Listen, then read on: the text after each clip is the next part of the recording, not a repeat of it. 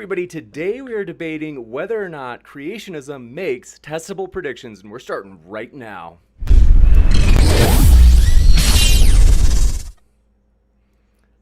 Ladies and gentlemen, thrilled to have you here. This is going to be a blast, folks. It is an exciting day today. I really enjoy these, and I have to let you know, we have both, you could say, experienced veteran debaters on today, both of which are linked in the description, and also want to let you know these guys, they've been through it before. This is you could say, retaliation, vengeance. They're going at it again. So this is a brand new topic. We've never gotten to have this one. If you are new here, consider hitting that subscribe button, as we have a lot more debates coming up that you won't want to miss. And if you hit that notification bell, you'll be reminded of them. For example, not this Monday, but the following Monday, we just confirmed it, like seconds before we went live. Got an email back from Destiny, where Destiny will be coming on Monday, November 11th, to debate praise on whether or not Trump is racist. It's a juicy one, very provocative, and we're not going to take much time. We want to get right into this. So, very excited. Whether you be Christian, atheist, Republican, Democrat, we're glad you're here as we try to build an eclectic community. And we're going to have Tom go first today. So basically a quasi-formal debate.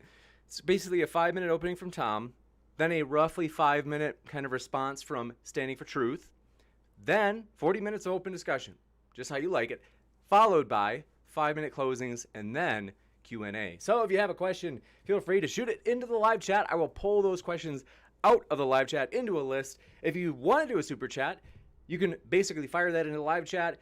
It'll go to the top of the list for the Q&A, and also it allows you to make a comment toward one of the speakers during the question and answer. So with that, very excited to have both of you on. Thanks very much to Standing for Truth and Tom for coming on today. Tom, I've got the timer set for 5 minutes, and the floor is all yours.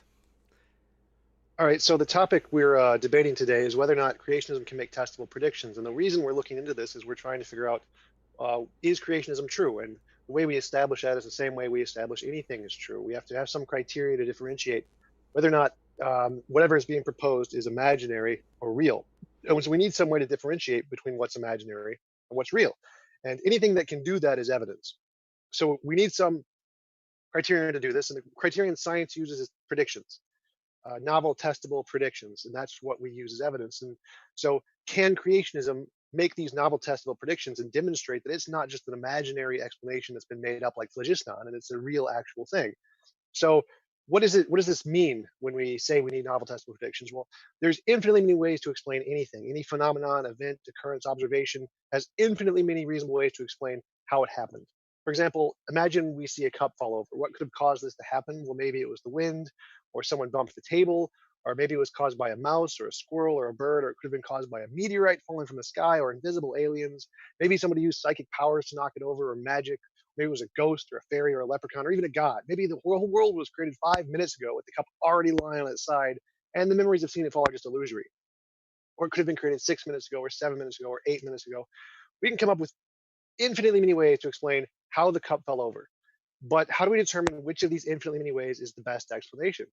Well, all of them all of the infinitely many explanations, except one of them, are the truth, or except one of them are imaginary. So there's only one truth, and all of the other infinite ones are imaginary. So we need some criteria to differentiate between which ones are the imaginary, which ones are the real ones, or justified ones to believe. Now, one approach is to take all past and present observations, everything we know about the event, and see which possible explanations can explain all of the data. However, this approach is fundamentally flawed because using ad hoc reasoning, all past and present observations can be explained by all of the different explanations. For example, if we saw mouse droppings around the cup, and if my explanation was that a mouse knocked over the cup, I could of course say, well, clearly the mouse knocked over the cup and left the mouse droppings. However, if my explanation was a mouse did not knock over the cup, I could say a mouse came and left all the mouse droppings and walked away without knocking over the cup, something else being the cause. So any explanation could explain the observation we see of the mouse droppings after we see them. And we can always say this for any observation. We can make any observation consistent with our explanation, no matter what it is. So we can't use past or present observations as the basis for determining which one's the best, because they can all explain all past and present data, which means we have to use future testable predictions. We have to be able to predict into the future something we don't currently know, And if we can do that consistently and reliably, then that's a good reason to believe whatever our explanation is the best one. So if you can say something like, given my explanation, I can predict something that we will discover in the future, which we don't know yet, which the other explanations have not anticipated and will only be able to explain ad hoc or post hoc after we discover it, that's the best explanation. So, and the predictions can't just be any predictions. You can't like predict, I predict the sun's going to come up tomorrow. Like that's not very good because anybody can predict that. It's already something we know. So the predictions have to have certain kinds of criteria to qualify as predictions to be evidence.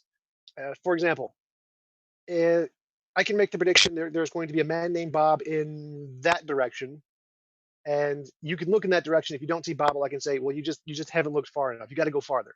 And you keep looking, and you still don't see Bob. I can say, well, no, you just got to keep looking, keep going, go.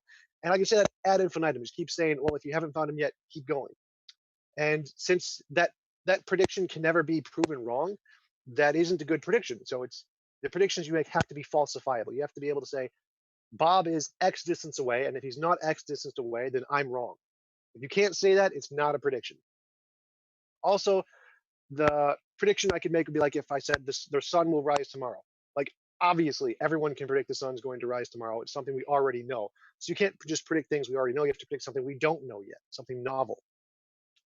Also, I can make the prediction that billions of light years away, there's a teapot floating in space. Like, even if that may be the case, because we can't actually verify that it's correct, it's not a prediction. It's not useful because you have to actually show it's correct before it actually counts as evidence for your conclusion. So the predictions have to be verifiable. Also, I can make numerous predictions at random, just like the next lottery ticket number is going to be XYZ, and just keep making predictions, and eventually I might get one right. But the fact that I can make numerous predictions isn't evidence, even if I get one right, because anybody can just make like infinitely many predictions and happen to get one right. That's not evidence of anything. So the predictions have to be precise, because the same thing applies to like allegory and parable, because they can be interpreted in many different ways. That's the same as making many different kinds of predictions, because you can just pick the interpretation that seems correct and say, you see, I got it right. When in fact it can be interpreted in many different ways and most of them were wrong. So the predictions have to be precise.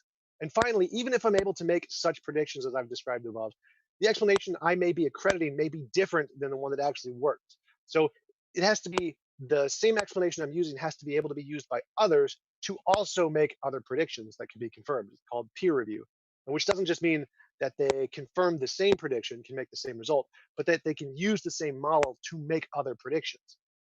So in conclusion, for predictions to count as evidence, they must be repeatable, falsifiable, novel, verifiable, precise predictions that are confirmed by peer review. And if you can do that, if creationism can do that, then that's evidence for creationism being true. And that's the question we have here today. Can creationism make those kinds of predictions? Excellent. Thank you very much, Tom. And with that, just also want to mention before we go into the discussion format is it could be something on my end, but I think it might be that your mic is making kind of like a popping or a crackling, like a click sound. It's kind of loud, Tom. So just in case, I mean, we'll see if Standing for Truth has it coming through too, in which case it's probably my side that's making it happen. But it definitely, there's like a loud clicking that's like slightly abrasive on the ears. We will next go over to Standing for Truth for 5 minutes or so. And glad to have you here, Standing for Truth. The floor is all yours. Awesome. Thanks so much for setting this up, James. Thanks so much to Tom for doing this debate. I think it's going to be a lot of fun. I listened to his opening there, and he's looking for specific criteria to differentiate between what is imaginary and what is real. And this is going to be determined by evidence. This is how we can distinguish between what is imaginary and what is real, as he stated. Do we make novel predictions? The answer is yes. And he states that there are infinitely many ways of explaining anything, right? You can post hoc, ad hoc, reason, almost anything. So Tom here wants testable predictions that only future observations can prove to be either true or false. So no post hoc and no ad hoc. Anybody can predict the sun would come up. I agree with that. So if I get into things like there exists massive geological evidence that demonstrates sufficiently that the Earth's layers and rocks are young, fast erosion rates, worldwide sedimentary strata deposition, pancake layered rock strata, cold rock slabs deep in Earth's mantle, indicating a worldwide global flood. These things he may accuse me of as post hoc and ad hoc reasoning. So let's get right into it then. Let's satisfy his criteria. Now, there exists so much evidence for biblical creation, especially in genetics. That's why we can utilize so many different fields of science and make predictions that are testable. Genetics is where the war is won today. And this is because traits are inherited, not bones found in the dirt. The term genetics, for example, wasn't even around during Darwin's day. This is how primitive Darwin's understanding would have been. But this is what's inherited in sperm and egg. Sperm and egg don't pass on a fossil. They pass on an instruction manual, an information system. If we want to find the history of humanity and the origin of species and look at the biblical base model, we need to look at DNA. Evolutionists need to look at DNA as well. We have in all of our cells, for the most part, DNA, and every generation, sperm and egg cell pass on DNA. As we know, and I'm sure Tom here is not going to dispute, DNA changes. There are mistakes that occur. This is a regular process, and therefore we have a clock. All we need is a regular repeating process. In the case of genetics, every generation changes happen, as I've stated. This is basic. Now, if we add up this over, let's say, several generations, there's a history that's then recorded. And because of this, we can look at people around the globe, animals, species around the globe, for example. How many differences exist, DNA differences, that is? For example, how fast does the DNA change and mutate? We literally have a clock in which we can use calculations to test whether or not we humans look young. Do we have an abundance of genetic differences? Has the clock been ticking for a lengthy time or a short time, as creationists would predict? And what we actually see in our DNA is amazing evidence suggesting that we have not been around for millions of years or even hundreds of thousands of years. Why? There's too few DNA differences, and we can make novel, testable predictions based on this data. And we have. It looks like we arose genetically just 6,000 years ago. This is shocking to most people. But this is science. And so we see one of the main arguments against creation is creationists can't make predictions that are testable. This is 100% false. We have and do meet the gold standard of science. We are the ones making the predictions. How do we respond when evolutionists such as TJump tell us creationists, we can't make testable prediction? Well, this question can be answered in a number of successful ways. Many creationists have put in print testable novel predictions, claims about the natural world from which we do not yet know the answer, claims about the rate at which DNA mutates, predictions on the rates at which species form. There are numerous predictions, literal predictions. And what evolutionists are constantly asking for, they're asking for claims that future observations could reveal to either be true or false. And we've made these. One of the claims made by creation scientists, specifically Dr. Nathaniel Jensen, that have been put into print is, hey, look, here's a claim for humans. For example, take African people groups. Nobody has yet measured a particular type of rate that certain DNA mutates in African people groups. There are numbers, yes, literal numbers that says, hey, they're going to change their DNA at this rate, this many changes per generation. There are actual numbers in print regarding these types of predictions. We're just waiting to test them. This is something that we can go and test, like I've said. And the title of this debate is, do creationists make testable predictions? Well, at the end of the day, this was an easy win because whether my opponent agrees or not. Forgive me, I just realized that I don't know how long you went over 5 minutes. I just looked back at the clock and I realized it ran out. So I'll give you maybe another like 30 seconds if you can wrap it up. And, yeah, let me just sum up this one prediction then. That's cool. Thanks so much. So this is just one then of the many testable predictions made by creation scientists. So we can discuss this one, of course, jumping into the discussion. I've got many more.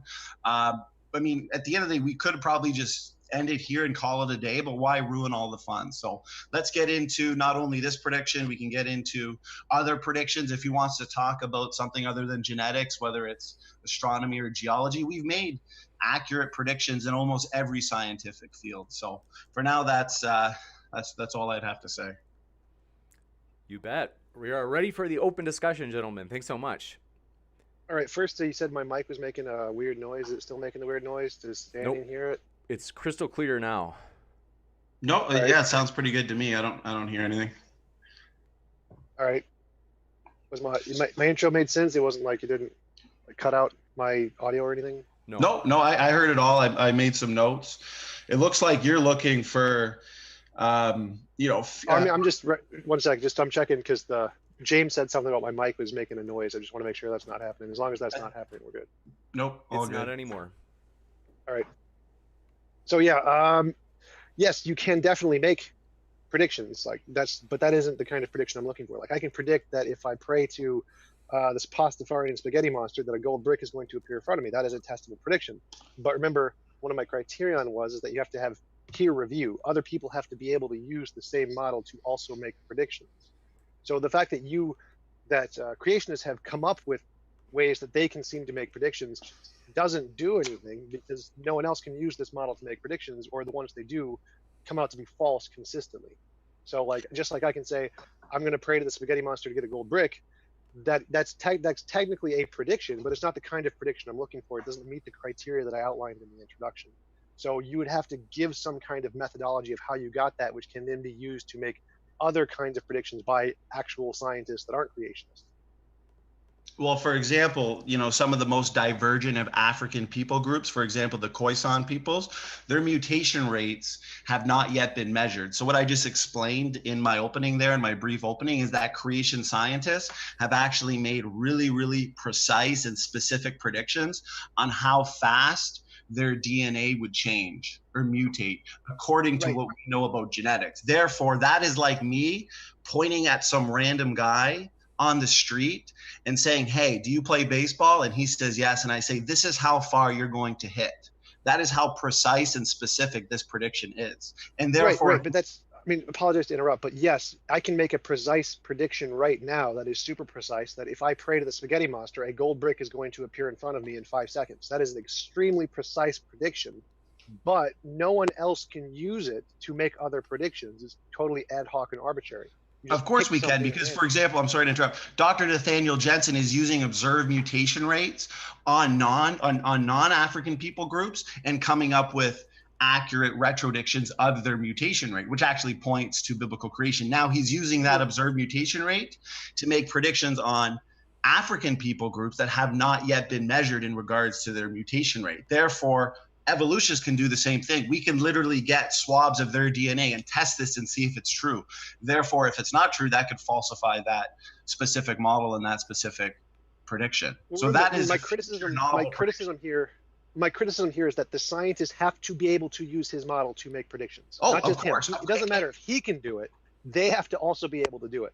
The scientists have to look at the information. I'm sorry to interrupt. I don't think you understood my point. So that observed mutation rate, scientists in the field of evolution or in the field of, say, creation science, they can use that observed mutation rate and they can make predictions on not only African people groups or non-African people groups. They can use it on species. They can use it on animals. That's the part, my understanding of the reason his position fails is because it's arbitrary. Like, his model doesn't actually make accurate predictions. He's just making them up. Like, when the scientists actually look at his model and try to use it to make predictions, they get the wrong results consistently. They can't do it. It's inconsistent. That's the criticism of his position. The scientists can't use his model to make predictions. It's too inconsistent. Well, here's the thing. It's not inconsistent because some of these predictions, the genetic related predictions, they've already come true. Now, the ones on the Khoisan peoples, they haven't yet because we're still awaiting the data to confirm whether or not that's true. But just recently, we've, based on predictions, mutation rate predictions on animal species, they've actually come true.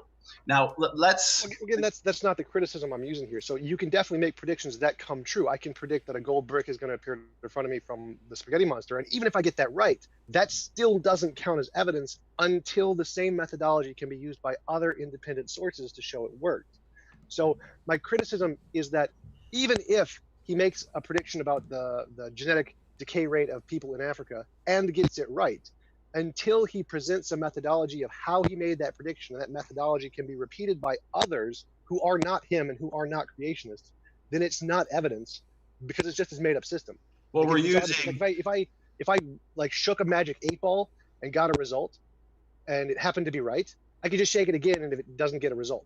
So the problem here is that how do other people use his model to make results? And they can't. That's the criticism. Oh, Scientists no. look at this model and No, we find it can, doesn't work. because we have mutation rates on various species, on various people groups. Now, if we use that, whether it's pedigree-based studies, we can use coalescence You know, calculation. I'm granting that. I agree with that completely. That's not the criticism. I If can this say is a future, yeah, but the title of this debate is, do creationists make testable future novel predictions? This is a future novel prediction. This specific one hasn't come true yet. I agree with that. No, remember, the criteria I gave, one of them was must be confirmable by peer review. That is one of the criterion for it to qualify as a prediction. His data is not. And this can be, for example, we've made predictions on the rates at which many different species have formed. For example, our model, just wait, I want to finish my thought here. I understand you don't agree, but this is you're missing the point. You're missing the point. I'm sorry. But no, remember, I think you're missing the point, actually, because this is a future novel testable prediction. I understand exactly what you're saying. I'm sorry, but no. So remember, in my introduction, I said a peer review does not just mean confirming the same results. It means using the same methodology to make different predictions. 1 second. So they have to look at his method. They have to be able to use it to consistently make other predictions, and they can't. That's the problem. Right. No. 1 second. Standing for truth. I'll give you a chance to respond, but the live chat's let me know that the clicking is kind of back. Let's see. I think it might be coming on Tom's end. It's you hear clicking right now? Is there any clicking? It's gone, but it's as you're talking, there's definitely a clicking that's coming through. I mean, I don't think they're all hallucinating, because I hear it too. But it's just like we can still hear what you're saying. It's just that it's a little bit like it is a little distracting. But we're still able to get your arguments in case we can't get the what's the word I'm looking for? Yeah, as Reed Nice Wonder says, it seems to be only, his hypothesis is that it seems to be only when you're talking more. I think it's maybe when you're talking more loudly, when the volume's picking up on the louder volume, or when the mic is picking up on the louder volume. I think that might be what's like triggering it. I'm guessing. As everybody at this channel knows, I'm not an expert in audio. So thank you all, by the way, for sticking with this channel when we had that 2-month-long spree of audio meltdowns. That was embarrassing. Can you hear me right now? Yes, we can hear you. It's softer, but I don't think that it would trigger the clicking. All right. Is it louder now? That sounds. I think that's good. I think that probably did it. And then staying for truth. Sorry to. Hear me? Oh no, that's okay. That's okay. Yeah, we want to make sure that everything's coming through nice and clear. Now, my point is that creationists do have many testable predictions that future observations could reveal to be true or false. He wants it to be peer reviewed. No, I understand. You want it to be peer reviewed. These are the one that I'm about to give. They can be verified through multiple different, if we're going to use this methodology of mutation rates or looking at our mitochondrial DNA or nuclear DNA, evolutionists can do this, creationists can do this. And just because Dr. Nathaniel Jensen himself has done a specific prediction on the Khoisan peoples, this can also be repeated by whether it's scientists in the creation field or the evolution field, because mutation rates, looking at genetics, it's just in its infancy. So these accurate testable predictions, if the evolutionists aren't making accurate testable predictions in the realm of genetics according to their model, then they're the ones not making the testable predictions. I mean, what testable predictions are the evolutionists making in regards to these types of DNA, this DNA data? Do you know? Yeah, 1 second. So James, can the audience hear me just to make sure? I think so. It looks like whatever you did worked. It's crystal clear, and there doesn't seem to be any clicking. All right. So again, everything you just said is factually provably wrong. The scientists have objectively said no, they cannot use Nathaniel Jensen's model to make predictions. His model is fundamentally flawed. It's like using a magic 8-ball or a broken compass. You can get it to point wherever you want. That's the criticism. The scientists have looked at it. They found it's completely flawed. They can't use it to make predictions because it's inconsistent. So when you say the other scientists can use it, no, they can't. They've all said they can't. That's the problem. Well, actually, in regards to here, I want to go. The scientists won't look at it, and here's why. The big picture of it all that I'm trying to get to is the fact that we can literally read the history of civilization that's written in our DNA. And this is literally a head-to-head prediction that is testable for both evolutionists and creationists, and yet the evolutionists don't actually want to go and test this. And this is why. It's because they have a basic assumption that if evolution is true, history, as you know, goes back 200,000 years, right? The first modern humans, and then about 6 million years to the common ancestor of humans and chimpanzees.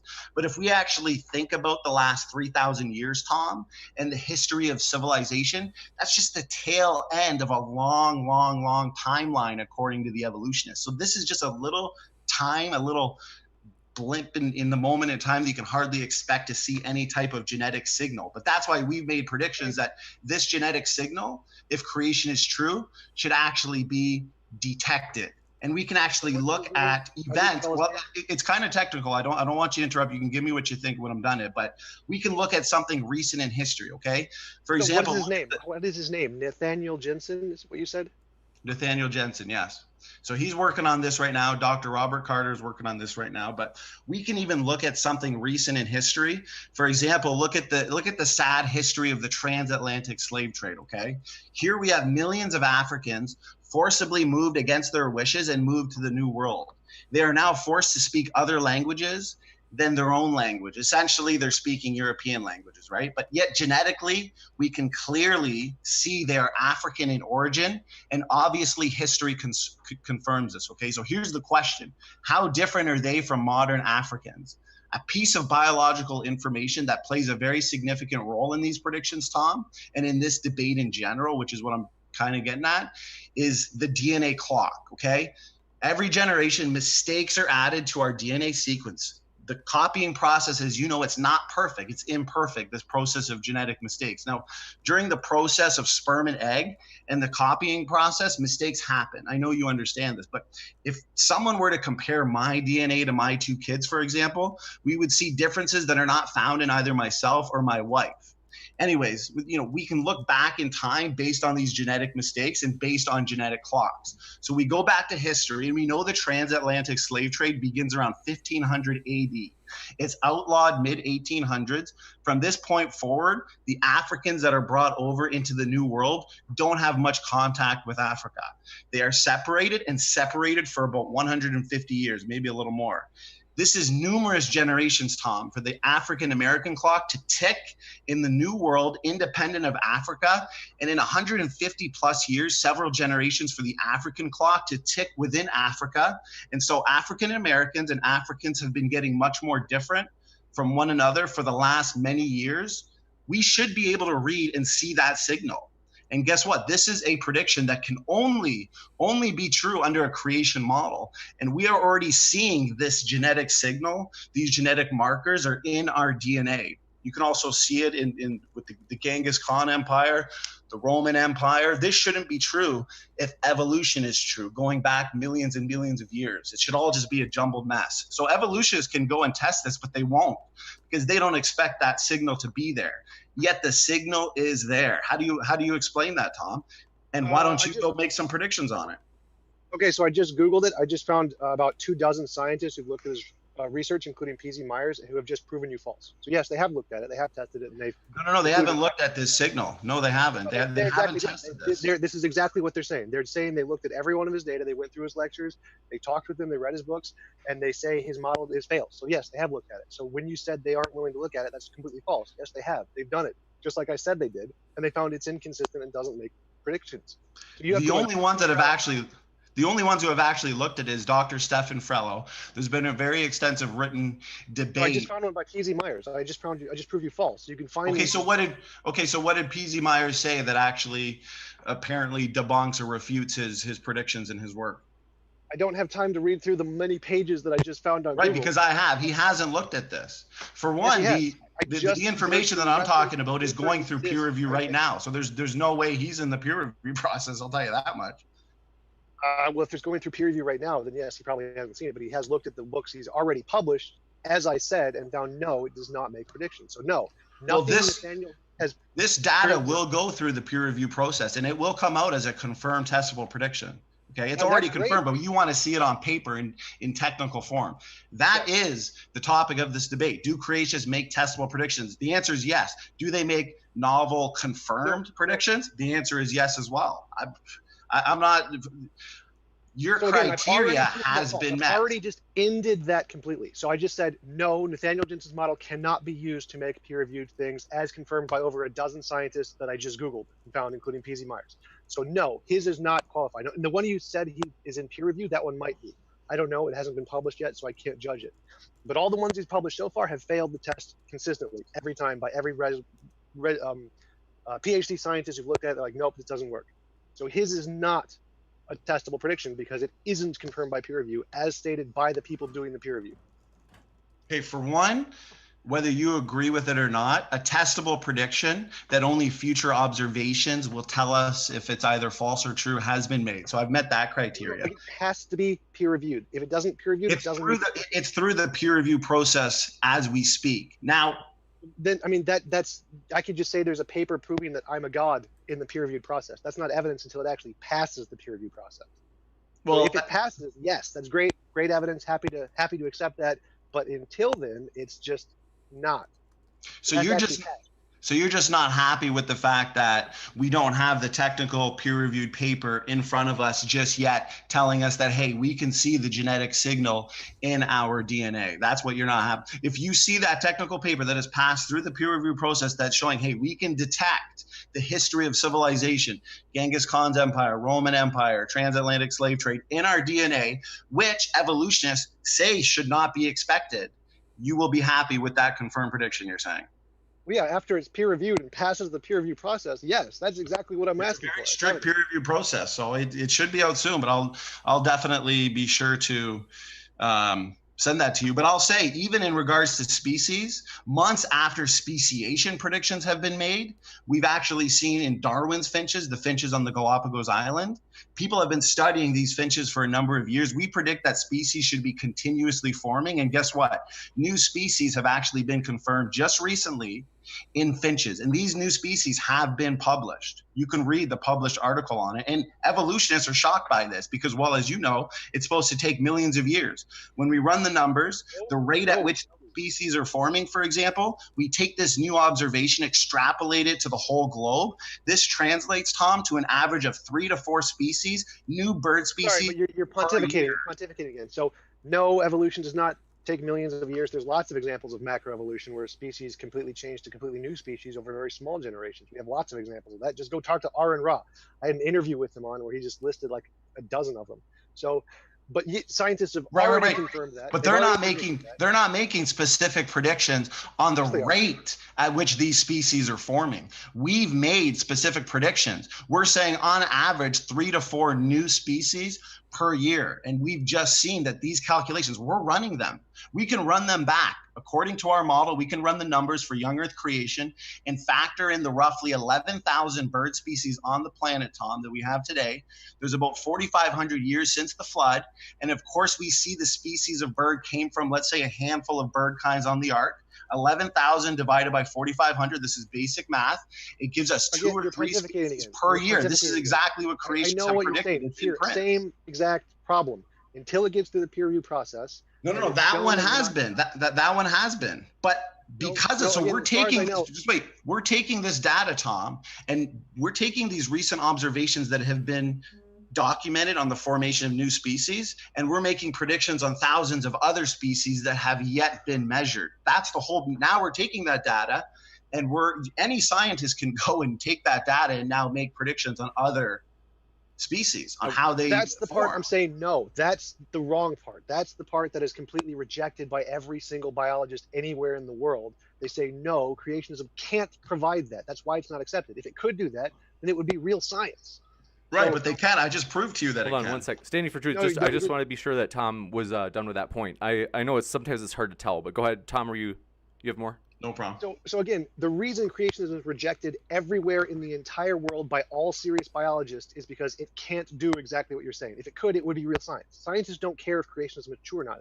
It doesn't matter if it's true. They just care about what does the science say? What do the facts say? How do we verify things with evidence? They don't care which thing is correct. So the reason scientists don't accept creationism is because it can't do what you're saying it can do. There are a bunch of creationists who have published creationist papers and say they can do this, but when you actually try and pass it through peer review, it's proven false consistently 100% of the time, no matter what. throughout all history. Now, maybe the new papers that are being published, they could be right, and then that would be evidence. I'm happy to concede that, but I'm betting it's going to be like all the past ones, which completely fail on every single test. So you Well, no, need to because actually. okay, no, you finish your thought. Finish your thought. Go ahead. No, I'm fine. Go ahead. So I would disagree because I would say that the rate at which these species are forming is directly in line with predictions made by Dr. Nathaniel Jensen. The predictions he's made on the African people groups are based on straightforward mitochondrial DNA coalescence equations. They not only reject the evolutionary timescale, they confirm the 6,000 year timescale. His exact quote, his prediction that's on print, okay, I'm going to read it out. He has stated, Dr. Nathaniel Jensen has stated, no direct measurement of the mitochondrial DNA mutation rate has been performed in the most divergent African people groups. Now, he says this, I expect, here's his prediction, that the rate in these groups will be on the order of 1 mutation per 5 to 8 generations or faster. In fact, I wouldn't be surprised, Dr. Jensen says, if these divergent African lineages mutate twice as fast as the non-African lineages, 1 mutation per 2.5 to 4 generations. Now he goes on, he says, now let's make the predictions of this model even more specific. Even more specific. If all modern human lineages trace their genetic differences to ancestors who lived only a few thousand years ago, and this is what I explained earlier. I know it's technical, but he says it here. He kind of puts it in a bit of a nutshell. He says, then the history of civilization must be recorded in mitochondrial DNA. Must be. If it's not, that's falsified. 1 second. In other words, Standing for truth. I'm almost done. If what I've described is true, then the Roman and Mongol empires, the Greek conquest, the Persian Empire, and so many other events in recent history must have left their stamp in the mitochondrial DNA. This hypothesis is tested, Tom. I don't know what more you want, man. So I've already covered everything you've just said. You said that like 4 times, and I've already granted it and proven it doesn't work. So like I can say, let's take all of that you just said and say I made a prediction of all of that, and the way I did it was I shook a magic 8-ball and that number popped out. I mean, if shaking a magic 8-ball, which is an inconsistent method, if you can't show the method is consistent, then it's not evidence. So it doesn't matter. All of that stuff you said, I can just grant it, say, yep, still not evidence, until he can show his method is consistent by having it go to the peer review process. Until the scientist can show his method isn't just bullcrap like shaking an 8-ball, it's not evidence, even if I grant it's right. So again, you have to go through the peer review process. You have to show that scientists who are not creationists can use the same process to make predictions, which has not been done ever. That's the criticism. So it doesn't matter how precise his predictions are. It doesn't matter how new they are. It doesn't matter how many times he thinks he can make them or what other things he can do. Until it's confirmed by the peer review process, it is exactly nothing. Okay, so I'm going to need you to... 1 sec, standing for truth. Tom, there's the clicking. I think if you talk like a little bit more quietly, I'll crank up your volume on my side, and that might help. And then I just want to be sure that you have plenty of time to respond to Standing for Truth, because Standing for Truth has had a good amount of time, and I want to kind of bring as much balance as possible in terms of time. Do you feel like you've had enough time to be able to address Standing for Truth? I'm fine. Okay, thanks so much. Awesome. Yeah, of course. Take as much time. If I'm interrupting, just let me know and I'll stop. So it's just a lot to say. A lot of this is technical, so you're trying to explain it the best way I can for the layman to understand. I think that you're going to have to, for one, cite all your criteria, and you actually cite the papers, because from what I'm saying and the title of this debate, do creationists make testable predictions? These are future testable predictions. I agree that according to your criteria, they don't meet your criteria, but they are future testable. Future observations can tell us whether or not they're true. The history of civilization, Dr. Nathaniel Jensen has assured us that it is detected in our DNA. Yes, the paper itself is going through peer reviewed, but I think you just shot yourself in the foot, because once it actually goes through peer reviewed and I can show you physically the technical paper, well, then you're going to have to admit that yes, creationists make future testable predictions that are actually confirmed. And this is right in our DNA, nuclear DNA, mitochondrial DNA. Anybody can look at this and mimic those same types of testable predictions. I mean, that'd be great. I don't have any problem with that. Like, I didn't shoot myself in the foot. That's the criteria of evidence. If creationism can do that, I'm happy to grant creationism. I don't care if creationism is true or false. I don't care how old the world is. All I care about is what's true. So if you can do that, that's great. The problem is that it's never passed the peer review process. Nothing in creationism has ever passed the peer review process. It can't be used to make peer-reviewed predictions. You asked what to list all of my criteria on. 1 second while I pull up the thing.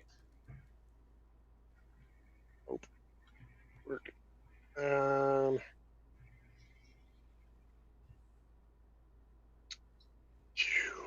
Are you familiar? Are you familiar with any of the confirmed? One sec. Just to give Tom a chance to find this and then make sure he gets this point out. And then sorry to do that, Standing for Truth. It's just that we've given you've had a lot of airtime. I just want to keep it as balanced as possible. I appreciate your criteria.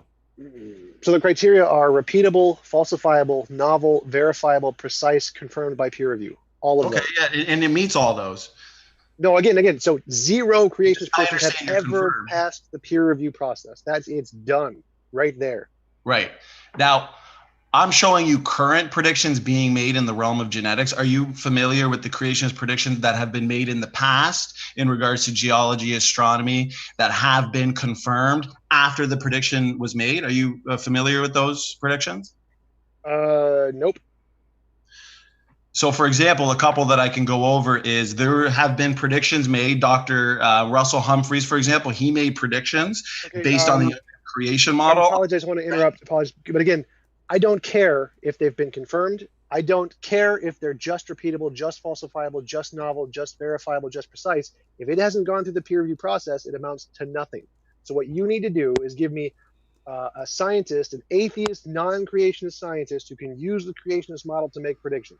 That's what I need from you. Show me that atheists can use this to make predictions.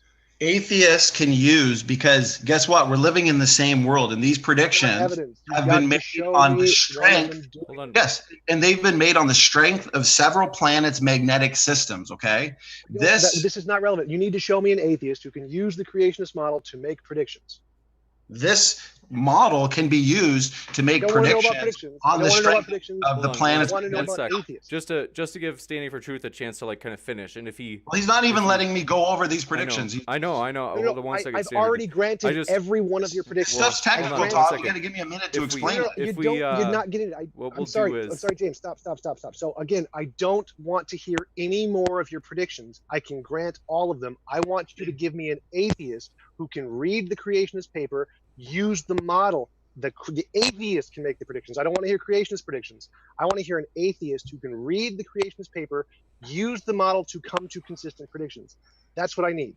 This model can come to. 1 sec. I want to hold on 1 sec. I just want to. I understand that. It totally makes sense. Is that if Standing for Truth takes a minute or two and he goes through it, it's totally okay to just at that point say, hey, Standing for Truth, you didn't do what I asked you to, and kind of show the audience how he didn't. But just to give him a chance, I've done that 4 or 5 times. Every time he's gone through his little pontification. Yeah, but all you've had is arguments from authority. So hold on 1 sec. Is that he's just beginning? So he's only getting 10 seconds into it, and if we let him go 60 seconds and he doesn't do it, then for sure point out. But it's just that it's kind of early to jump in. All right. Fair enough. Okay. Sure. Okay, here's a solid one. We all believe in plate tectonics. Prediction, give me 60 seconds. Cold material near the Earth's core. This was the prediction. So in the early, I believe it was the 1980s, physicist Dr. John Baumgartner, he developed a biblical creation model based on the worldwide flood for the rapid motion of the Earth's crust during the flood. Now, his theory, his model, what it predicted was that cold crust located beneath the pre-flood oceans should have sunk to the floor. Okay. Now, this crust would have melted if it had millions of years to reach the base of the mantle, sinking as slowly as today's rates. If we look at today's uniformitarian rates, it should have melted. On the other hand, if it sank quickly 4,300 years ago, according to the flood model, as this theory suggested by Dr. Baumgartner, then piles of those plates should still be found at the base of the mantle, cooler than the mantle around them, okay? Guess what? This mantle was discovered after the prediction was made, but it took more than, I think it was 10 years, because they had to develop the technology of seeing something like that at the base of the mantle. So when that technology was developed, the cold material was discovered, just as Baumgartner's model had expected. So again, none of that even answers what I asked. So you haven't provided anything I've asked for. So of course, geologists can make predictions based on plate tectonics, just like he's done, based on geology. All you said is, here's a creationist who made up a model and said he can make predictions. So I can say, here's an astrologer or a homeopath who made up a model and they can make predictions. That's great. I don't care about any of that. What you need to do is show that the scientists, the atheists, the people who don't agree with your model can use the same model to also make predictions. You need an independent source to peer review that same thing isn't just made up nonsense gibberish. It doesn't matter even if you happen to get it correct. That's It's great. been peer reviewed. Other people have to do it. No, it It's hasn't. been peer reviewed. It was. Are you trying to say that the creationist John Baumgartner himself came up with the data? This was discovered by seismologists. Let me clarify. The results were peer reviewed. I grant that. The method was not.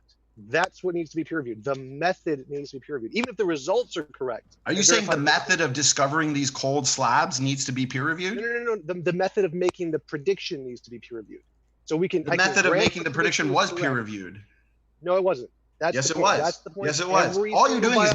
All you're doing is making baseless assertions. Hey, PZ Myers, who has been challenged to a debate by Dr. Nathaniel Jensen, who won't do it because he can't debunk or refute Dr. Nathaniel Jensen's work. Not relevant. You're not even getting the arguments he says. Again, so you're just saying I'm wrong. That's it. No. So again, every biologist in the world agrees with me on this. Creationism does not make predictions. Now, the creationists think it makes predictions. They claim it makes predictions. That's great. When you actually look at the method they're using, it's like shaking a magic 8-ball. You get whatever results you want. So the criticism isn't that like you can predict things, and maybe they're right. That's great sometimes. But when you actually try to look at I win the debate. That's the title of the debate. Thanks a lot. Standing for truth. You got to let him finish. Remember, the predictions have to be peer reviewed, or you fail, and they aren't peer reviewable, so you fail. They've been peer reviewed. No, they haven't. That's the point. Yes, they have. I've already confirmed this many times. Every biologist in the world has confirmed this. They don't make peer-reviewed results. It's just like making shit up. They take a magic 8-ball, they make shit up. Sometimes they get it right, which is totally fine. But the method they're using is just like shaking a magic 8-ball. It's just making shit up. The scientists actually need to verify the methodology that is used to make predictions so that it can be shown to make consistent, correct predictions. And it doesn't work. Every time we look at the creationist methodology, it's bullcrap making shit up. Like Stephen Myers, for example, his model of the information in DNA is complete crap. It's conflating two kinds of math, the Kolmogorov complexity and Shannon complexity, and it's been shown to create a Berry paradox, which just mathematically fails 100% of the time. It can't be used because it fails. And the same thing applies to all the other creationist models. They just fail when you try to actually verify the methodology. Now, can you make lots and lots of predictions? There's tons of creationists, and they're making all kinds of predictions. Are some of them right? Yeah, absolutely. Does that have anything to do with creationism? No, because we can't verify the methodology. It's just like shaking a magic 8-ball and you get some right. Congratulations. You got to go through the peer review process. You have to show the methodology being used can work consistently. And every time it gets put in the peer review process, it fails 100% of the time. That's why no serious biologist anywhere in the world is a creationist. So you can make assertions all you want. You can say the same things over and over again all you want. They've been through peer-reviewed process.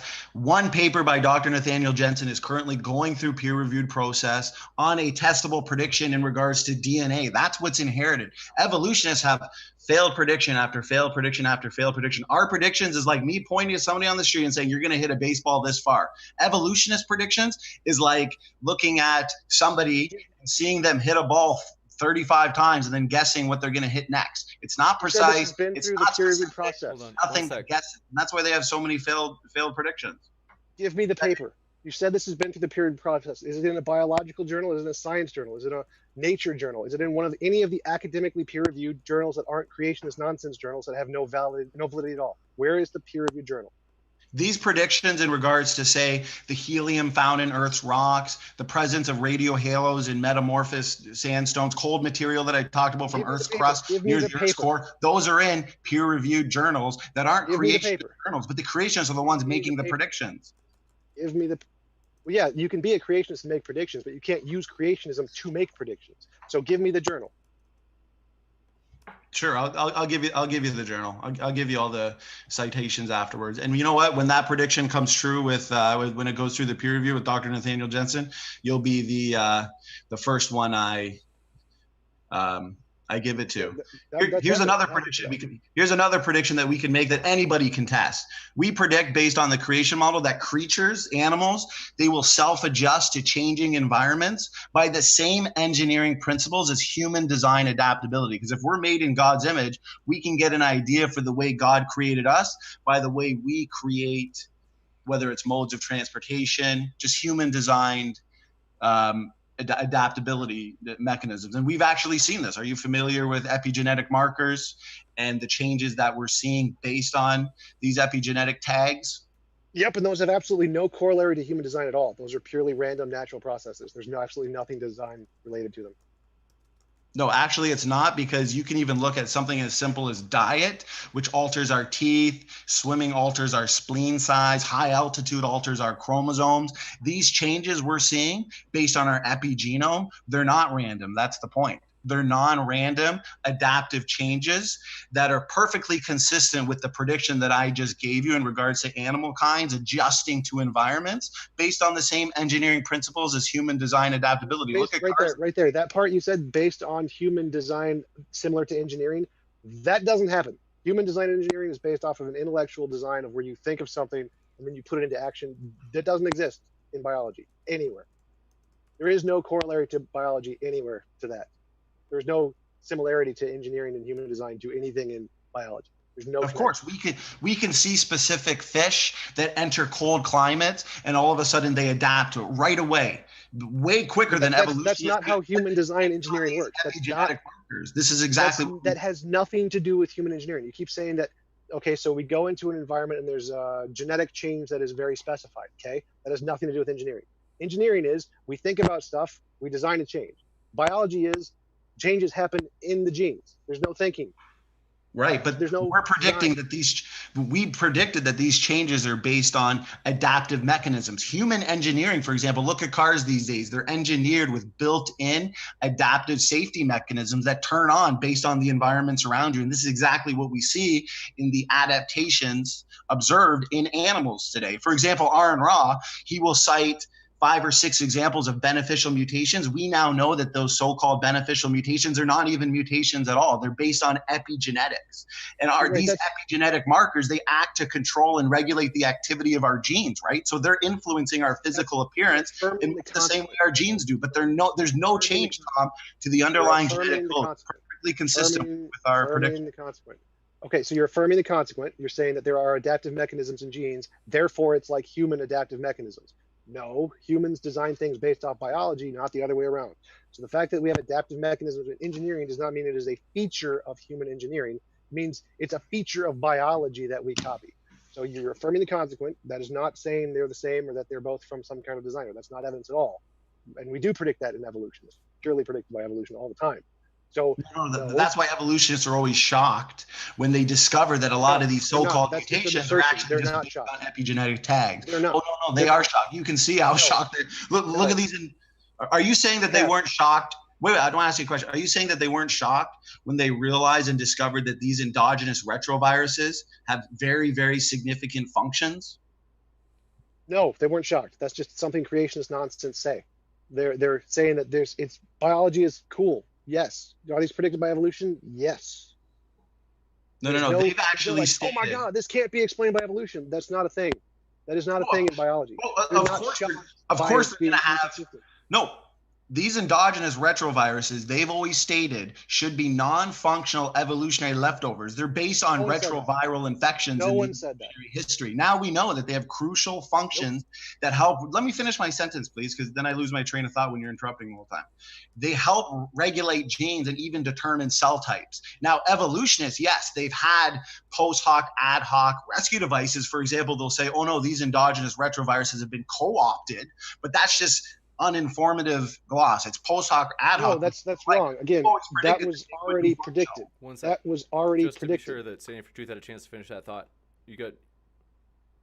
Yeah, no, I'm just saying that these endogenous retroviruses, they act to distribute regulatory information. They confer genes with new patterns of expression and function. They're important in the placenta, the embryo. Evolutionists never predicted this. That's why they've had a rescue device of co-option. That's not true. Again, so none of the technical data helps you. None of the technical data helps you. The more stuff you say about technical data, just all stuff that proves you wrong. So just like people said, oh no, the gene had, like, what was it, the ENCODE project, which said that there's no function. Oh, evolution predicted there would be no function, but there's function. It's the exact same kind of nonsense. No, No, it's not nonsense because, okay, I want to ask you a specific, no, Tom, I want to ask you a specific question so we can have a head-to-head prediction and a head-to-head testing of our models. How much of our genome, the entire genome, non-coding and protein coding, whether it's function in expression, whether it's function in the embryo, how much on a percentage-wise do you think or predict is functional? Why are you asking me? Ask a biologist. I have asked a biologist. I have asked many biologists and scientists, and they all say it has to be under 20%, non-coding and coding. We've predicted, based on the created heterozygosity hypothesis, that the majority, over 85% of our genome, non-coding and coding, has some type of function and purpose. I understand evolutionists have said there's some function in the non-coding regions, some, but no more than 20%. That is literally, we can do a head-to-head comparison of these models. Over 80%, less than 20%. Those are total opposite predictions, Tom. Yes. Yep, they are. And the evolutionists were correct. The creationism was wrong. The evolutionists have been wrong. They're wrong more and more every single day. Endogenous retrovirus. This is why you don't understand, because you're conflating different definitions of function. Nope. So, again, you're proven wrong. Proven wrong again, because you're conflating different definitions of function. This is why. No, I'm not conflating. There's non-coding DNA, and then there's protein coding. Yes, the evolutionist has said that there might be some function in the non-coding DNA. This debate has been answered. This debate is over. The vast majority. Standing. All of the technical data proves you wrong. All of the technical stuff has been answered by biologists over and over and over again. The ones that make predictions are the evolutionists. If you want to make a prediction about all the technical stuff, go bother P.Z. Myers and go publish papers. I don't need to do that because it's already been done. So my point is that none of the creationist models can be peer-reviewed. You can't find a consistent system in any kind of creationist model that can be used to make new predictions. It's just like shaking a magic eight ball. I don't want you, just wait. I don't want you to slap and run. This is why you never answer my question. Our last debate was 6 months ago, and you still don't have an answer to how much of our genome, non-coding and protein coding combined, is functional. You always say, oh, the evolutionists never said that all the non-coding. Biologist. I've never said that. I don't even care. Biologists say less than 20% is functional. And they are wrong, because we have biochemical evidence that over 80% of it is functional. But that's biochemical. No, the ENCODE project was proven false. The ENCODE project was proven false. All of those were proven false. There's a reason evolutionists reject that. No. How many gene knockout experiments have been performed on humans and mammals? Again, any technical data. It's premature to say that the majority of our genome is non-functional. None of the technical data helps you at all. None of course. Are you kidding me? Of course it is. All of this data that's coming out is in technical journals. And even evolutionists are admitting, oh, wow, our genome is a lot more functional than we've ever thought. Creationism. So again, you want to take up those things, go write a creationist model that can be used to make peer-reviewed predictions, put it through the peer-review process, demonstrate it can, that's evidence. Until you can do that, you got nothing. No. We've already made the prediction that God is not going to produce Adam and Eve adults without any pre-existing DNA differences. Therefore, we've made a prediction that the vast majority of our genome is functional, and this is exactly what we are seeing more and more every day.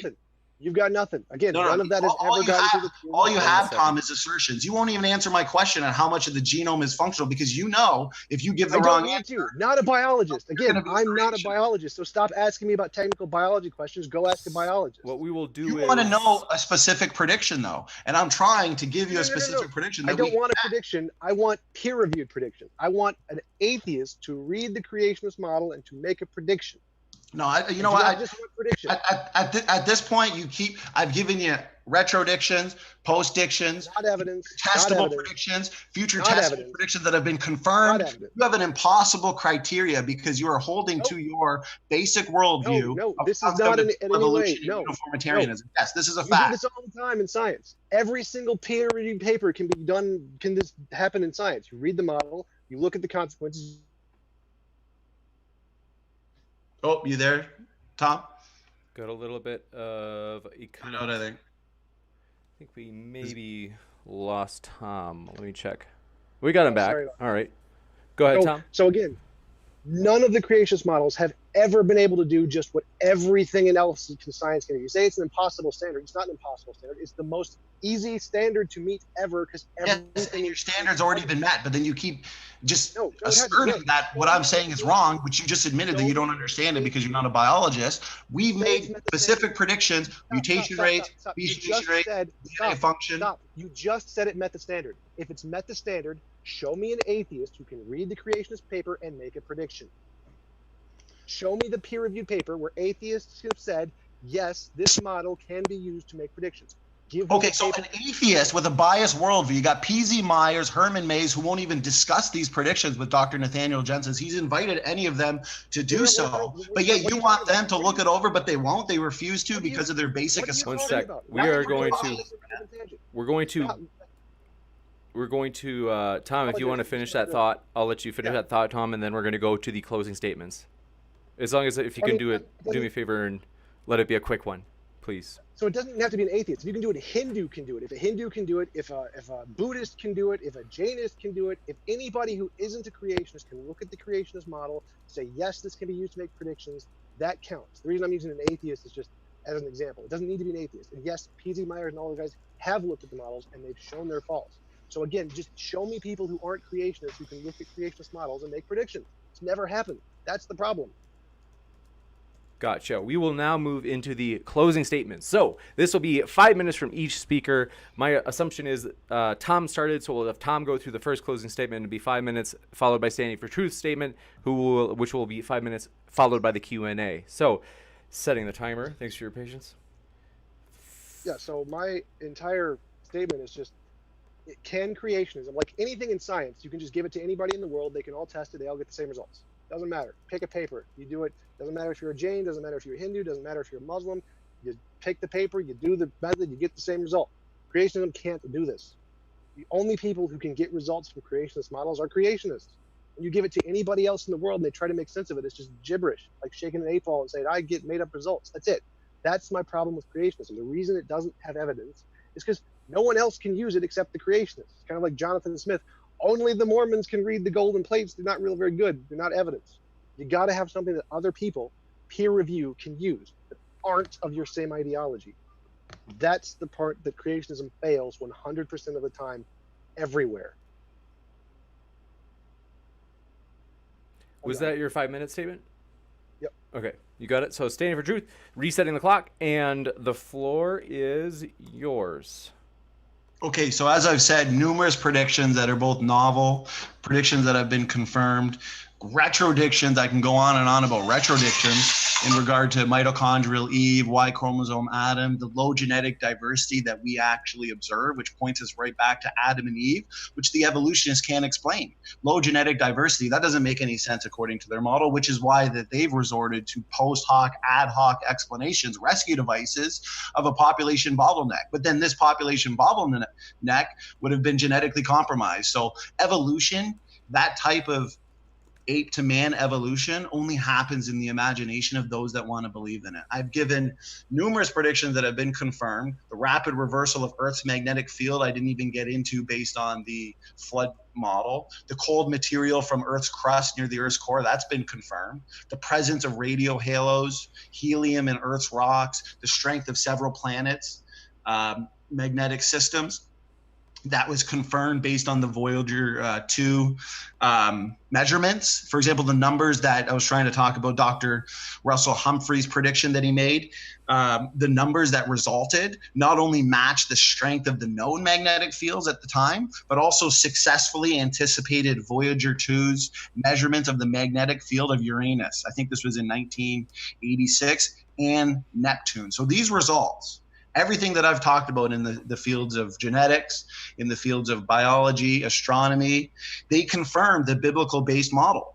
And that specific one also helped confirm that the solar system is really young, as the Bible claims. Now, Dr. Nathaniel Jensen, who's made these specific predictions, the debate title is, do creationists make testable predictions?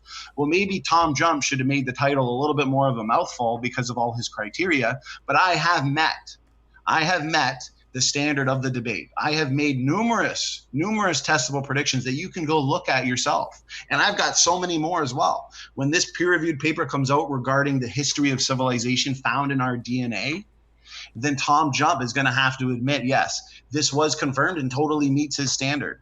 For example, DNA function, which he won't give us an actual number for, because he knows that based on biochemical evidence, based on accumulating papers that suggest that the vast majority of our genome is functional, once again, he's going to shoot himself in the foot, because that's a total opposite prediction that evolutionists and uniformitarians would make. But evolutionists can't make any real testable predictions. They made a few predictions based on bones found in the dirt, for example. Tom will point to some transitional fossils that may have been found.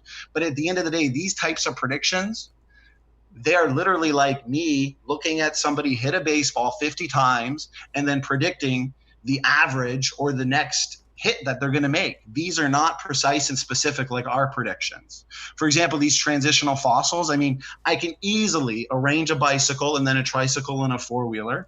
We've got 2 wheels, 3 wheels, and 4 wheels. Well, at the end of the day, I can then put a 2-wheeled bicycle and a 4-wheeler and predict there must be a 3-wheeler somewhere out there. Lo and behold, there's a bicycle that meets that prediction. These are not specific. These are not predictable, okay? The predictions we're making based on genetics, genes, that's what's inherited. These are precise and these are specific. And at the end of the day, the title of the debate, do creationists make testable predictions? Well, the answer is yes. I've given many. I've given ones that have been confirmed, ones that will be confirmed that are through the peer review process. I win the debate. I understand Tom has to deny the evidence.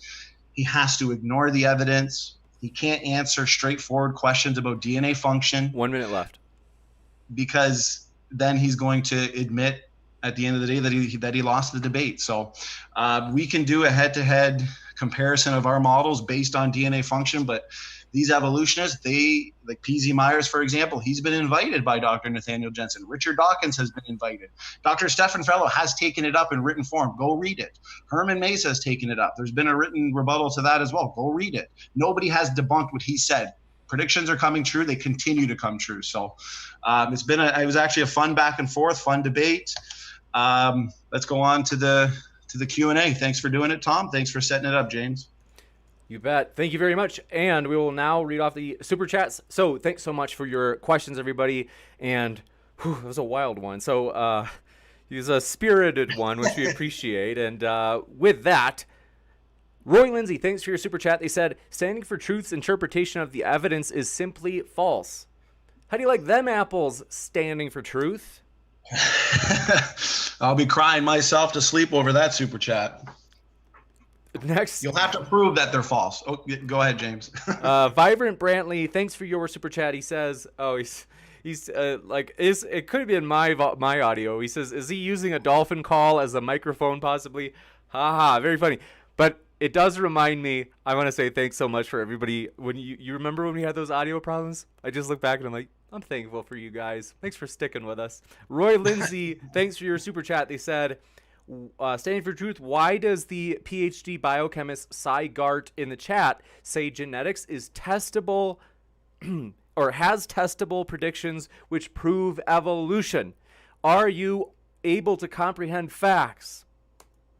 Well, I've already gone over their so-called predictions based on fossils in my closing. So their predictions are weak. They're actually not predictable. They're just guesses that once in a while come true. Everything in regards to junk DNA has been overturned. Their chromosome 2 fusion, endogenous retroviruses, pseudogenes, genetic markers, whether you look at the gulo pseudogene. These are all their so-called best evidence, DNA level nested hierarchies. They've all been overturned. All failed predictions. We are the ones making predictions in genetics. Dr. Cy Gart, who I believe works for BioLogos, has admitted that Dr. Vanima, who debated Dr. Jensen for 4 hours, lost. And Dr. Cy Gart, maybe he should take up Dr. Nathaniel Jensen's offer and talk about these predictions. Because I will say, in regards to testable predictions, creationists are winning big time. Next up. Thanks. Let's see. Thanks for your super chat, Jay Shy. They said, can Standing for Truth make a phylogenetic tree based off DNA sequences that shows or predicts we will find separate created kinds unrelated to all the others?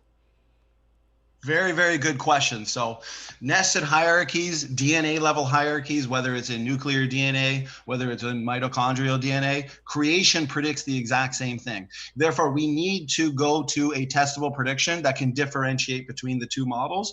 And Dr. Nathaniel Jensen has made predictions. He's given a testable model on how we can use genome sequencing, phylogenetic, systematic methodologies to find out what is related and what's not related. I've actually got his specific predictions here. For sake of time, I'm not going to read them, but I will post them in the one of his technical papers in regards to it. Has to do with the function of DNA differences. It's like 52 pages, extremely technical. I'll post it after the debate if people are actually interested in discovering how we can see what's related and what's not. Gotcha. One quick thing, just because Sai has been on before, and he just wanted people to know. He said, I actually don't work for BioLogos, so just wanted to get that out. And Steven Steen, thanks for your super chat. Oh, wait, we're jumping the gun. Sorry about that. Brian Stevens says, right now, Standing for Truth has 0 goose egg peer-reviewed citations. Thanks for your super chat, Brian Stevens. Standing for Truth. Thoughts? Actually, I do have a ton of peer-reviewed citations here. I can easily post them afterwards. For sake of dead air, I don't just, take 20, 30 seconds to post every single 52-page technical paper for people to read.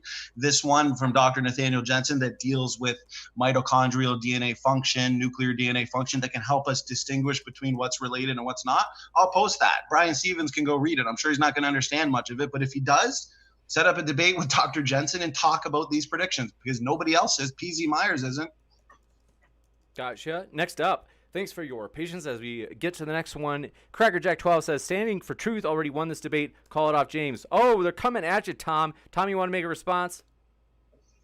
I gave my criterion for what counts as predictions in the beginning. If it doesn't meet all of those, then it's not a prediction. Simple as that. Like, the point of predictions, as I stated, was to differentiate between what's imaginary and what's real. And if you can't meet all of those criteria, it doesn't do that. Like, the point of me going through the whole explanation of saying I can predict the sun will come up tomorrow is that anyone can predict it, which means it doesn't show your explanation isn't imaginary, which is why you need some criteria that other people who don't agree with your delusions can actually use to verify. So everything in science, you can just give it to anyone in the world, even creationists, and they can confirm it. They can use the same methodology to come to the same conclusions every time, no matter what. Creationism, no one but creationism can use creationist models to make predictions. It's like a magic language that only creationists can read, apparently. Just like shaking a magic 8-ball, somehow they get consistent results, but no one else does. Wonder why. Gotcha. Let's see. Speed of Sound, thanks for your super chat. They said, question for Beta, Standing for Truth. I made up the beta part. He didn't really say that. Sorry. Okay. So just stir in the pot. Okay. He said, you make it fun, James. You make it fun. He said, if there are no beneficial mutations, then how did endogenous retroviruses end up mutating to have a function? That question's for me? Yes. That's what I would like to know. So a lot of these, whether it's the ALUs, these transposons, the endogenous retroviruses, now that we know that, let's say the transposable elements, for example, they're a very important source of tightly regulated, biochemically active, non-coding elements. And these are extremely important for numerous reasons. I can go on and on and on, but the evolutionists have to say that they were mutated and then co-opted to have these functions, just like these pseudogenes, which we now know are not actually genetic mistakes that are inherited from our so-called common ape ancestor. They're actually DNA elements that are important to sustain healthy life processes. They have to say those were co-opted as well. It's all post hoc, ad hoc reasoning.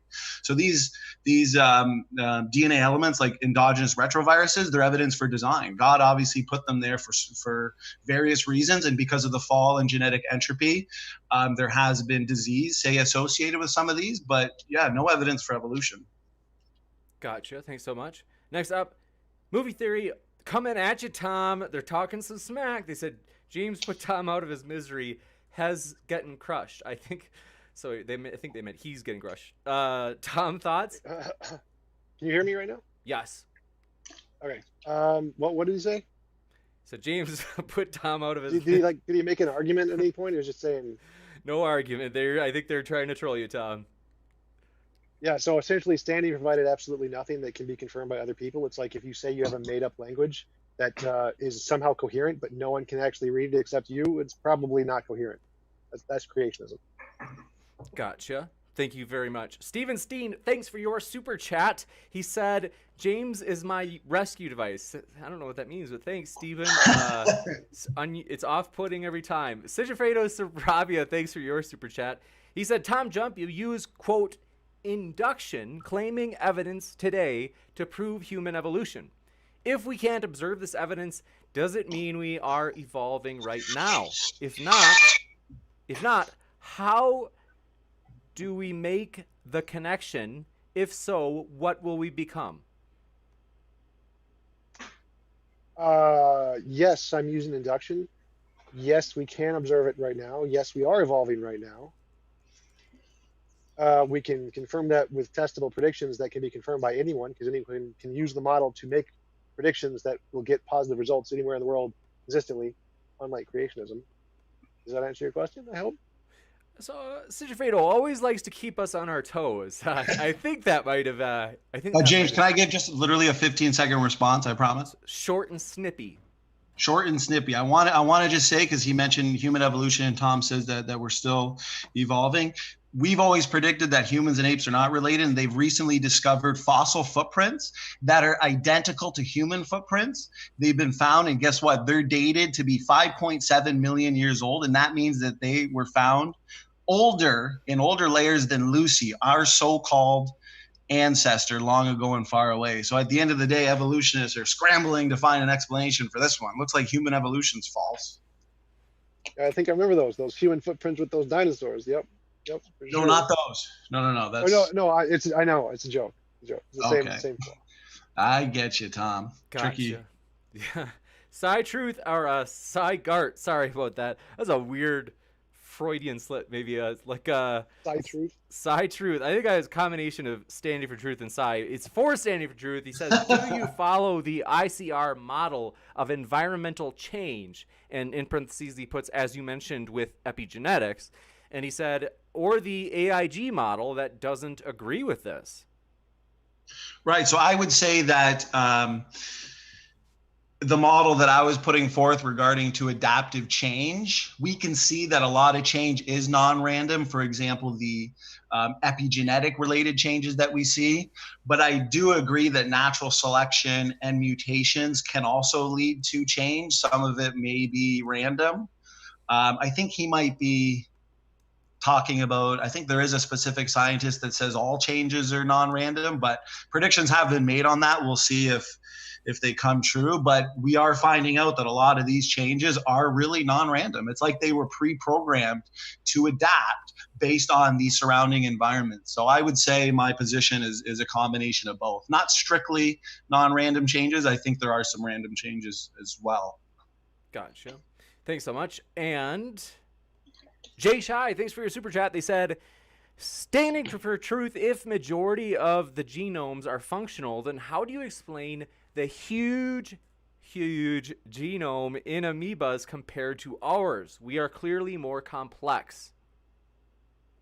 Right. So genome size doesn't necessarily correlate to the information, like especially with amoebas. I mean, gene duplications do occur, which can actually like duplicate almost entire genomes. And but at the end of the day, the predictions that we're making, especially in regards to the human functionality or on mammals and animals and such, we're talking about predictions in the embryo, in human development.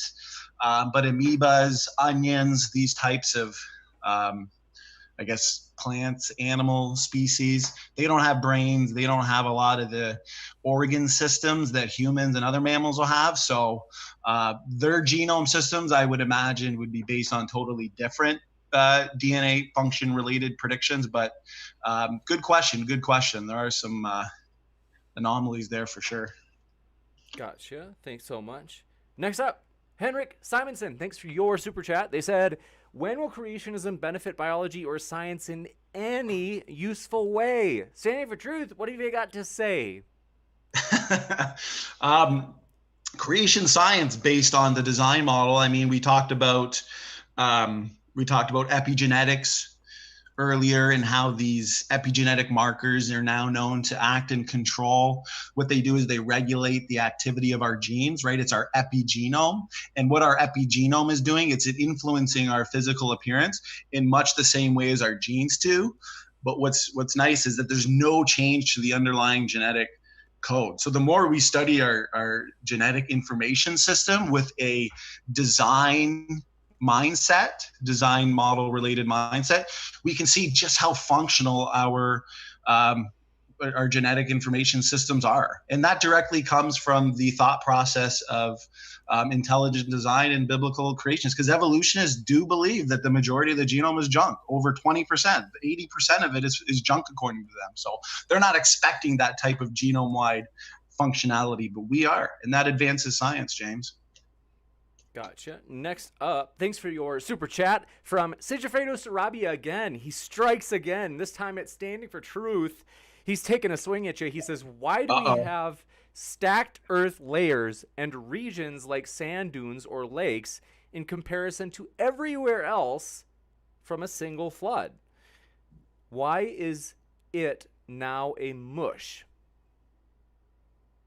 Can you repeat that question? What's the anomaly he's having? I don't know what a mush is, but I do think the first part is they're asking, like, if there's this flood that happened, like it's the same flood in the sense that if it's global, it's like the flood happened everywhere at the same time, right? Like, in at least broadly speaking. So they say, why do we have, if that's the case, why do we have stacked earth layers and regions like sand dunes or lakes in comparison to everywhere else? So I think they're saying, like, why is it that some parts of the earth have stacked earth layers and regions like sand dunes or lakes, but others don't? Right. So, I mean, we do see worldwide sedimentary strata deposition. We do see these pancake layered rock strata. Then the things he's talking about, I mean, if it is worldwide, depending on what the earth was that way, the pre-flood earth, I mean, there's going to be different parts of the earth that are covered in different levels of water and different types of disasters going on. I mean, I'd have to look exactly at the situation he's talking about, but I can direct him to like Dr. Andrew Snelling, for example, or Dr. Steve Austin, where they actually work oftentimes in the field and look at specific, I guess, situations like that. But yeah, if it's a worldwide flood, I mean, there's going to be different observations worldwide. Everything's not just going to be the same, but definitely the rule is, right, the majority does oftentimes prove the rule, is that we do see this worldwide strata deposition, and the rock stratas themselves do point to a global flood. But some of those specifics, yeah, I think I'd have to just point him to some of the creation geologists and their technical work. But good question. Thanks, James. Gotcha. Dora and Nuku, forgive me if I mispronounce it, let me know. Thanks for your super chat. They said, next debate should be young earth creationism versus old earth creationism with totally different creationists. That would be a fun topic. I don't think we've done that topic in a long time. By the way, something like it might happen. There's like a small possibility. I mean, we got to see if they'd be willing for it, but there might be a big debate, something like that coming soon. And I'm kind of that'd be fun. Stay tuned. That'd be fun. And Steven Steen, thanks for your super chat. I don't know exactly what this word means. I don't know what the cool slang is. He says, standing for truth proved creationism can make incorrect testable predictions and met his, what's a BOP? Is that some sort of burden of proof, I believe. Oh, I looked it up on Urban Dictionary, and that's not what I read. So, therefore, I thought it was way worse. Something naughty attached to it too. Yeah, I'm not too sure. Everything on Urban Dictionary, any definition you put into Urban Dictionary, you'll find that there's some way in which that word is used as some sort of like sexual maneuver. Okay, Steve, so he says, therefore, won the debate. Sorry, Tom. Sorry, standing for truth. What do you both think about that? Looks like Steven he's throwing his poop at both of you. You guys got responses? He said, can you read the whole thing again? Standing for truth, prove creationism can make incorrect testable predictions and thus met his burden of proof. Therefore, he won the debate. Sorry, Tom. sorry, standing for truth. So Stephen is being pedantic like Steve McRae, and he doesn't actually use logic in the way he forms words. So when we're saying, does it make predictions? If it can make false predictions, well, then that's kind of pointless. Anybody can obviously make false predictions. So in normal conversation, we usually infer there's some kind of meaning there, indicative of truth.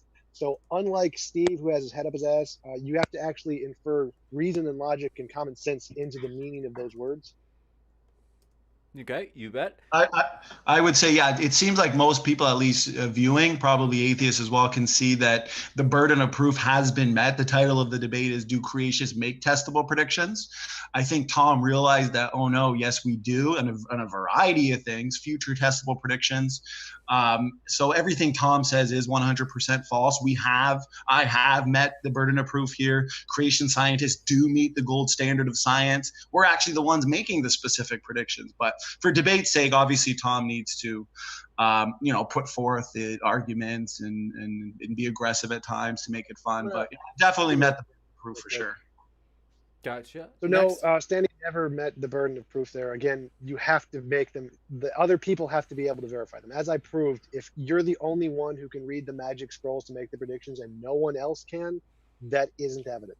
So it doesn't. Everybody else can. This is the golden standard, and every the gold standard's been everywhere in the world has already said, nope, creationism can't do this. So you got to find an atheist, find a Hindu, find somebody somewhere in the world, some scientist who isn't a creationist, and show me that they can do this. Show me. Tell me. Find me an example. You can say those same sentences over and over and over again, but it doesn't take away the fact that I have met the burden of proof and I've given you many testable predictions. You got to give me an example. That's the fact. You got to give. 1 second. You have to give me an example. So sorry, you guys. Someone summoned Steve McRae. I enjoyed it though. You had to say his name. So I bet Steve McRae is gonna pop into the live chat and start talking smack. Oh man. We hope you're doing well, Steve. Tom loves you. It's like a love-hate relationship. It's very complex. I mean, but they really do love each other. It's like a father-son thing, you know. It's a twisted one, but. We definitely are. We're gonna move to the next super chat. What was it that I saw that just made me laugh? Oh, there's a super chat that I have to. We're gonna come back to Jay Shy. I promise we got that one from you, but I have to say it because while I can remember it, Garfield Lasagna. Thanks for your super chat. By the way, huge Garfield fan. Said, "Hey, standing for truth. I reported you to the ADL because your avatar is blackface." I think they're joking. Don't worry.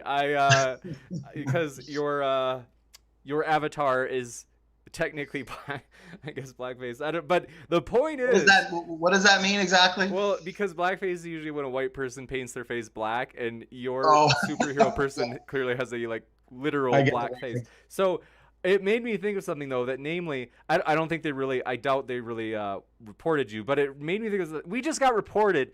I won't say the name because I'm not trying to put the person down, but I mean if if there's a reason to report us. But if you're like, man, James just kids, it's just he's standing for truth. I see him get angry. Is that if you are pissed at the channel, pardon my French, that's if you're angry at modern day debate, if you're like, oh James, because we had that debate a week or two ago with Jill and Vosh, which was a fiery one, and it was on whether or not Trump is racist. And someone reported us. They said, "Hey, you just platformed a neo-Nazi." I don't know if Jill's a neo-Nazi. Frankly, I doubt it. I don't agree with what Jill says, but nonetheless, I'm like, I don't know if Jill's really a Nazi. But the point is, if you're like, "Oh man, James, you make me so mad," if you want to debate on modern day debate, whether or not I'm, platforming the wrong people or something, I'm open to that. So I would rather you just, if you want to come on and debate and say, James, I want to make the case that you're doing harm to society because you platform these people, I'm totally open to that. I'm willing to debate that myself. Tom, did we just lose you? Where'd you go? Tom, you're standing really still. Oh, okay, I think you're back. So the point is this. I'm open to defending via debate, modern day debate, when we do controversial stuff. It'd probably have to be winter break because it's really busy now, but just want to let you know that. Speaking of the idea of reporting people, with that, Thanks so much for your super chat, Jay Shy. Coming at you. They said, how does Standing for Truth explain de novo gene birth? Hopefully I pronounced that right. Is it de novo? De novo gene synthesis. See, once again, that for the most part is ad hoc, post hoc, because from my understanding, I guess I would possibly need him to be in here to clarify himself, but there's something called orphan genes, and these orphan genes, once again, are a fulfilled prediction based on the creation model that talks about created kinds. Because these orphan genes, they're fully functional gene sequences that code for both a functional messenger RNA and a protein, but they lack similar counterparts in other organisms. So there's orphan genes specific to humans, orphan genes specific to, say, some of the apes. So that's actually evidence against common ancestry with humans and apes. So they have to look to de novo gene synthesis to explain some of these orphan genes. But it's circular because they see orphan genes exist. Therefore, they have to have an explanation. De novo gene synthesis. And de novo gene synthesis exists because there's orphan genes. So it's just circular. There's no real empirical, testable, and verifiable evidence for it. It's just all post hoc, ad hoc, as TJump likes to talk about.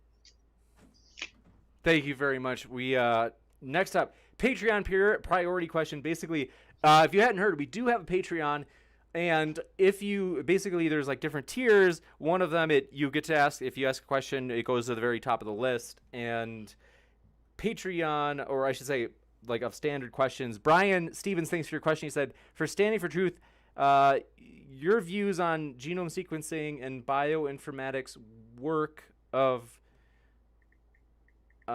your views on the work of Professor Eric Lander of the Broad Institute and MIT regarding genome sequencing and bioinformatics, which demonstrates common ancestry. Forgive me, let me read that one more time. Sorry, I think I screwed that up. Is that a statement or a question? Question. They said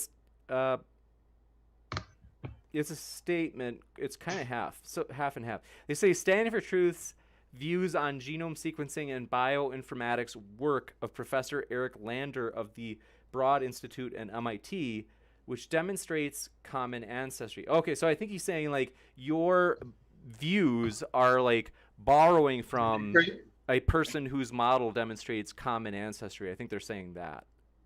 Well, I mean, yeah, they can use genome sequencing. That's how they build these phylogenetic charts that they'll look to nested hierarchies on a genomic level, whether they're looking at the endogenous retroviruses or specific genetic markers. They can look at SNP, and they're comparing all the different organisms and building their trees. But as I've stated, the genome sequencing, when utilized, actually demonstrates common design. I mean, you can look at the Hox genes. You can look at so much in the genome that suggests limited ancestry versus universal common ancestry. But for the most part, DNA level nested hierarchies, say whether in mitochondrial DNA or nuclear DNA, it's agnostic to the debate because both evolution and creations, for the most part, can explain it. That's why we need to look at predictions and data that differentiate between the models. And that's where, specific predictions on DNA function come into play. Most debates that I have, the debaters don't want to discuss in detail DNA function, but DNA function really is what can distinguish between the models in regards to genome sequencing. So, I mean, his statement or question, whatever it was good, because that is key.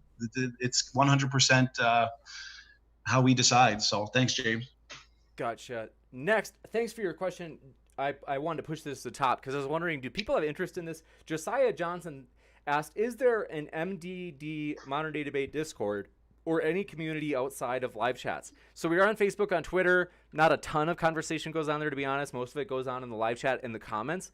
However, if people would be like, oh man, if you actually had a Discord, I would totally enjoy it. Then I'm like, sure, like I've thought about having one, but I don't know enough about it, and I just feel like a rookie. So I was like, should I do it? Like, I don't know if people would do it, but if people would like a Discord for Modern Day Debate, I'm totally open to it. Just wanted to, it's good for me to get your feedback on like what would be a good use of time. So thanks so much.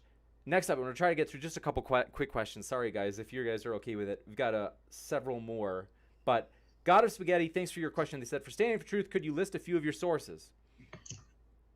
Sure, I can. Let me see here. I got all my sources here. What does he want me to do? Does he want me to post the links? So, I mean, I've got sources from peer-reviewed technical journals, obviously creation related, as well as articles, especially on endogenous retroviruses that I talked about. What else did I talk about? DNA function, epigenetics.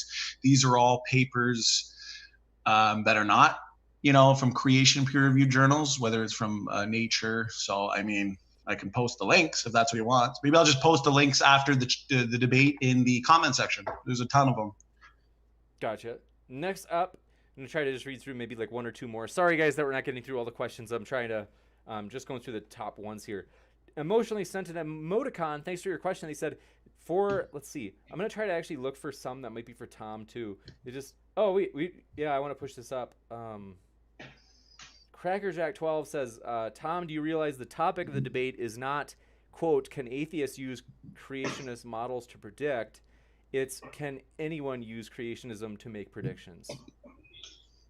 No, it's can anyone who isn't a creationist use creationism to make predictions? And the answer is no. Just nonsense. The answer is yes, not nonsense. Next Give me an example. You still provided no evidence of that. So TJump's arguments, the entire debate, are just assertions. When I ask him to provide specifics, like, hey, what arguments does PZ Myers use? He says, I don't know. Like, imagine I came to relevant to debate. You keep talking about things that aren't relevant to debate. Tompkins said you're wrong about the chromosome 2 fusion, and someone asked me, well, what does not relevant to debate? Not relevant to debate. I don't know. Go look at it. It's not a good way of debating, Tom. Even the atheists. That's not part of the debate. Not part of the debate. Not understanding the predictions is not my problem. It's actually yours, unfortunately. That's not part of the debate. Again, give me an example of someone who isn't a creationist who can use creationist models to make predictions. You can't. I've given you many. You not understanding the model is not my problem. It's yours. I'm sorry. You're the non-creationists who use creationist models. You're in scientific denial, Tom. I can help you with that. I'm going to let Tom have the last word on this because the question was for Tom. Okay, Tom, you can have the last word. So again, the evidence is if you want to show creationism isn't just made up bullcrap, you have to show that other people who aren't creationists can use the same model to make predictions. Every time I've asked for an example of this, he's given me nothing. He said, here's a creationist who made a creationist prediction. That's great. That's not evidence. Give me a non-creationist who can use creationist models to make predictions. That's all I want. That's the peer review. That's what it means to be peer reviewed. You can't do that. It's just gibberish nonsense. Gotcha. We will take one last question. And based on the live chat, a couple of people said, like, hey, I would enjoy a Discord. So I'm going to try to get a Discord up in the next week. And then if you guys would enjoy it, please come hang out. So with that, I think we read that one. Emotionally sent emoticon. I think I was about to read yours. They said, stand for truth. So you love genetics. Can you predict if Haldane's dilemma would not be problematic if applied to variation within quote-unquote kinds using a 6,000-year time scale? Well, Haldane's dilemma has to do with the limits of evolutionary change in regards to beneficial mutations and the speed of beneficial mutations. So when used on humans, in regards to human ape ancestry, it actually demonstrates that the speed at which these beneficial mutations would happen makes it impossible. But his specific predictions that he's asking about in regards to other animal species, I don't think that those predictions have been made or that information and data has been looked at.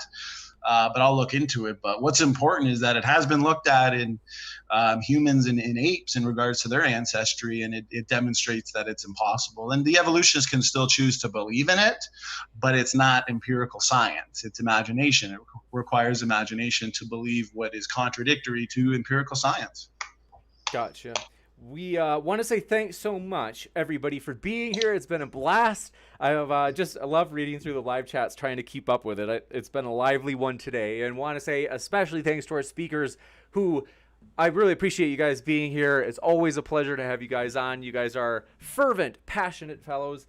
And so thanks so much for being here. Their links are in the description. So if you are like, I like that, I want to hear more. Or maybe you're like, standing for truth, I just want to go to his page and just rip him. Well, his link is in the description. Well, there's many that do. So want to say thanks for being here and keep sifting out the reasonable from the unreasonable. And as mentioned, if you want a reminder, hit that little notification bell for the Destiny versus Praise debate on whether or not Trump is racist on Monday, November 11th. It's going to be, I think, a very wild one. So thanks for being here, everybody. Take care.